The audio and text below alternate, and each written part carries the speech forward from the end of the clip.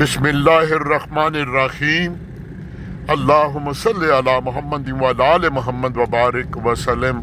الحمدللہ ثم الحمدللہ۔ نئی صبح کے ساتھ اللہ سے خوبصورت امیدوں کے ساتھ رزق کی تلاش میں روان دواں۔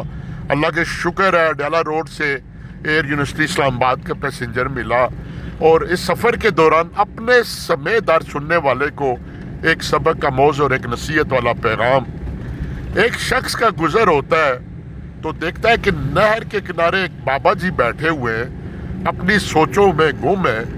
تو وہ رک کر سوال کرتا ہے، بابا جی آپ کس فکر کس پریشانی میں ہیں، اور آپ نے کیا کرنا ہے، آپ کے مقاصد آپ کی منزل کیا ہے؟ وہ کہتے ہیں بیٹا میں سوچ رہا ہوں میں دیکھ رہا ہوں کہ یہ نہر خشک ہو تو میں نے اس پار جانا ہے۔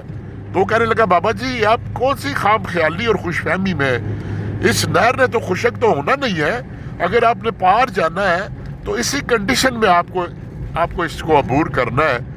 تو کہنے لگے کہ یار اس بات سے میں سمجھنا اور سمجھانا یہ چاہتا ہوں کہ جس طرح یہ نہر خشک نہیں ہوگی، مجھے اسی کے دوران ہی اس کو کراس کرنا ہے۔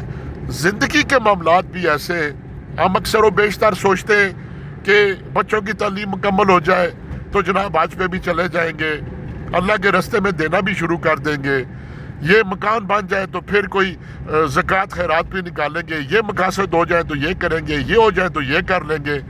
اسی طرح جس طرح وہ نہر خشک نہیں ہوگی، اسی کنڈیشن میں پار جانا پڑے گا۔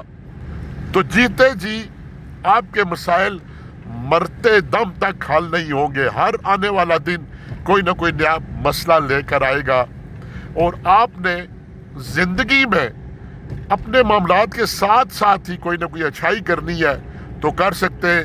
نہ تو جس طرح نہر نے خشک ہونا ہے، آپ کو نہ دوبارہ زندگی ملے گی، اور نہ کوئی نیا دن آئے گا جس میں کوئی آپ کا مسئلہ نہیں ہوگا۔